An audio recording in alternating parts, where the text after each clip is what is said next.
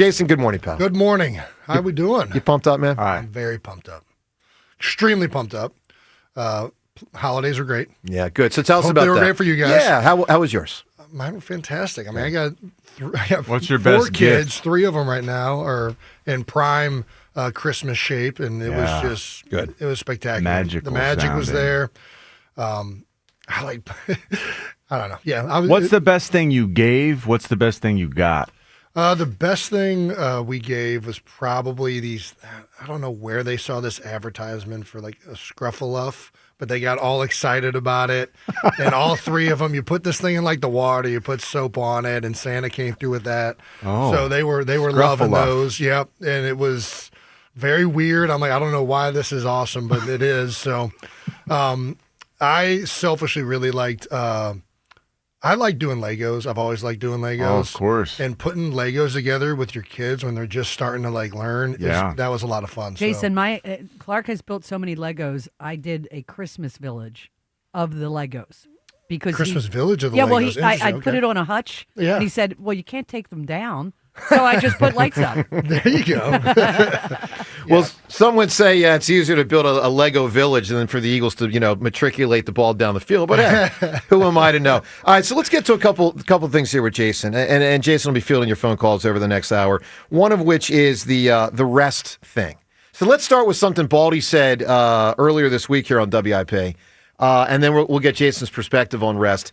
Because Baldy, of course, knows a lot of the guys up front, and his perspective on the impact on the team and some certain dudes in particular with the fact that a lot of the starters did not play last week. The question last week was whether to rest or to play. And what I hear is the guys that rested feel really good. And had they played, maybe they don't feel as good as they do. Now, maybe that's just a mental thing, but I feel like a lot of these guys on the defensive line, offensive lines, they feel a lot better right now having rested, and maybe that produces a much better performance.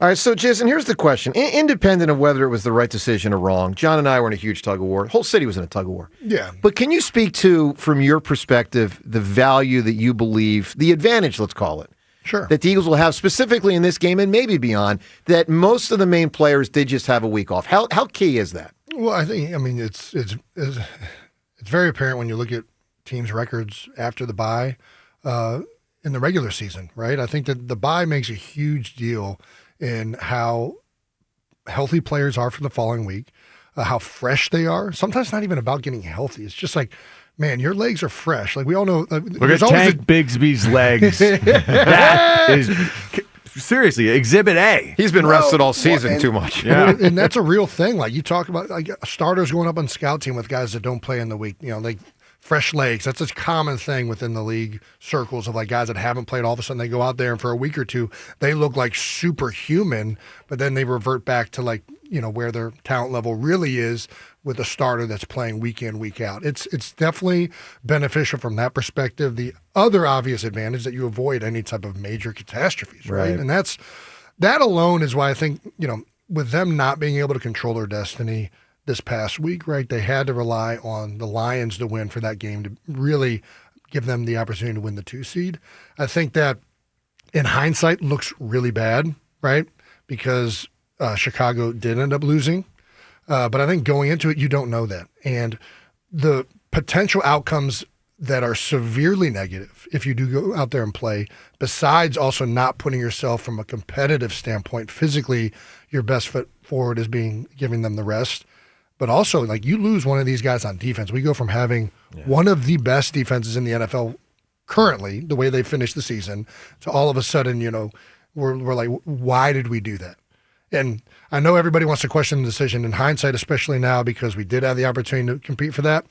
But I would be very curious what the media and everybody would be saying if we had played. Like, imagine this scenario: we play our starters, the Lions lose, and we lose guys in that game. Yeah. Philadelphia would be losing their minds at the malpractice of that decision. So I think at the end of the day, it's one of those where it's a tough one to make. Nick has routinely gone to rest. The one time we didn't go with the rest, we lost A.J. Brown for a playoff game. Jalen Hurts got hurt in 2023. So I think that was also in the back of his head. And I think, if there's one thing this organization is really good at and sometimes they get criticized for it, and that's part of it. We've been one of the healthiest teams under Nick Sirianni's tenure, and I think that a lot of these decisions culminate into starters being available for more games than other teams have. No question. Let's listen to Mike Shanahan, and then we'll get to the calls. But Shanahan Kyle. at 40. Oh, Kyle, yeah.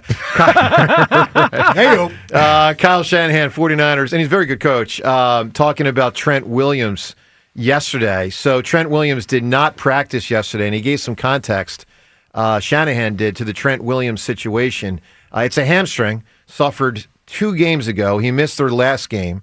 And now, here's another opportunity. We'll see if he plays. Here's what Shanahan said yesterday. He usually gets a day of rest today. I mean, is today's not practicing part of that rest, or is it the hamstring? No, he's still hurt. I doubt he would. Hopefully he'll be better and can get some in tomorrow, but I'm not sure where we'll be at tomorrow yet. So we'll see, Jason, but that doesn't, for the 49ers, that doesn't sound good. Yeah, I mean, He's going to play. I'd be surprised if he doesn't play. It's a playoff game, and there's certain injuries that you can give it a go at, and that would be one of them. Like you're at the end of a season, you risk restraining it, but you got. And you play with it months. anyway. You strain your hamstring again, you keep playing. It's the playoffs. Yeah. So what about that he did not play? Because I would generally agree, but what It was not the playoffs. But part of what? But last week the was number 1 borderline playoffs. I mean, they could have won a playoff game last week by not having to play this week if they'd won that game and they rested him. So that tells me maybe it's got a more severity than just like the typical an O lineman gets back in there. Well, no, I do. I mean, think that was a huge game that they lost last week. I agree, but it's not a game that their season's over if they lose, and it's not a playoff game. I know that the stakes are high, but it is different being a playoff game. I do think it's a severe injury. Like, I'm not trying to downplay. Like, even if Trent plays, it does sound like we're going to get a hampered Trent Williams, right? Which, but we've also got a hampered Lane Johnson. Yeah. So I think, I do think he'll play. I'd be shocked if they haven't ruled him out already. If it's not that severe, if it is questionable, likely we will see Trent. Last week he warmed up, right? He was warming up to get ready to play. So it wasn't like he was even out declared early. So I would be shocked with another week of rest and recovery if Trent isn't available for San Fran. I think that we are very healthy, healthier than we were back then. I think that if you watch that Seattle game, if you can shut down Christian McCaffrey, especially in the run game, if you can put them in third and long situations, the way Seattle's built, I love watching their defense, and hopefully we get to watch a Birds-Seattle game later this season. That'd be outstanding. They're almost built like a modern-day NBA defense. They're long and fast, and they close distance so well. And I really do think Philly does that very well. With Coop and Zach Bond, they have the ability to play in space, but then also they come up and they take away space when you try to throw it short underneath. They're very good at all of that.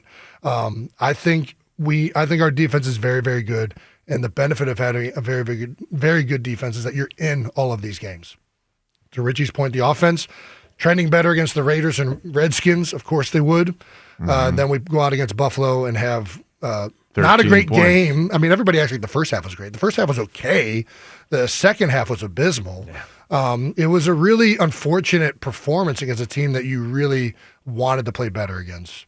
That Buffalo defense was 30th in yards per rush against, 28th in opponent rush yards per game, 31st in opponent rushing TDs per game, and we scored 13. Listen, there's I don't think there's any. No one doesn't think the Eagles' offense isn't a concern. I mean, everyone's concerned about it.